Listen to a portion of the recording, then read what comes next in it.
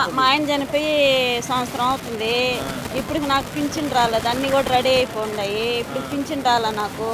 ఆ కార్డులో పేరు కొట్టేసా. 10 కేజీలు ఇస్తున్నారు. మేము ముగ్గురం అయ్యే తినాలా 10 కేజీలు అని తినేదే. అయితే పట్టించుకోవట్లేదు. మరి ఇప్పుడు వచ్చిన ప్రభుత్వం ఏం పట్టించుకుంటున్నారు? ఏం పట్టించుకోవట్లా. భర్త చచ్చిపోయిన వాళ్ళకి 4 నెలలకే 3 నెలలకే వచ్చేస్తున్నాయి పింఛను. ఇప్పుడు 4 సంవత్సరం అవుతున్నా నా పింఛన్లో ఏంలే.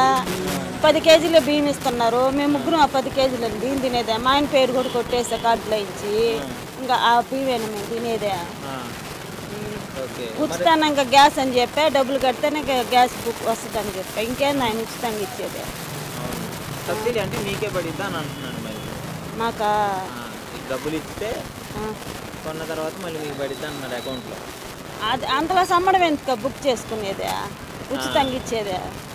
ఉచితంగా అంటే ఉచితంగా ఇవ్వాలి. మేము డబ్బులు కట్టి మళ్ళీ మా డబ్బులు మాకు బ్యాంకులో వేసేది ఏంది? లేని వాళ్ళ కోసం ఉచితంగా ఇస్తే బాగుంటుంది అంతే. ఫస్ట్ ఫ్రీ అని చెప్పాడు కదా. ఫస్ట్ ఫ్రీ అని చెప్పాడు. మళ్ళీ ఇప్పుడు ఈ మాట చెప్తాను. ఇంకేం చేసేది? జగన్ గారు ఉండేటప్పుడు ఎట్లుంది? జగన్ ఉన్నప్పుడు జగన్ గారు ఉండుంటే నాకు గబాన్ వచ్చేసింది. జనవరిలోనే వచ్చేసింది పింఛను. ఆయన ఉంటే మంచిగా చేసేవాడు. వచ్చేస్తున్నాం. ఇప్పుడు చంద్రబాబు నాయుడు సంవత్సరం అవుతుంది మా ఆయన చచ్చిపోయి.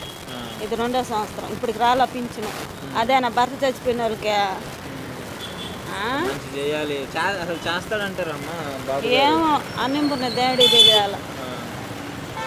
ఇంట్లో అందరికి ఎంతమంది ఉండాలి? వాళ్ళకి 1500, నెలకు 1500 అట్టా ఇస్తానని చెప్పారు.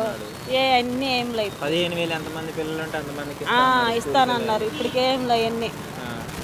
అదే అబ్బాయి నాకు పింఛను మట్టుకు రాలేదు. మేము పాస్ పని చేసుకుని బతకాలి. మాది ఇదే ఇల్లు.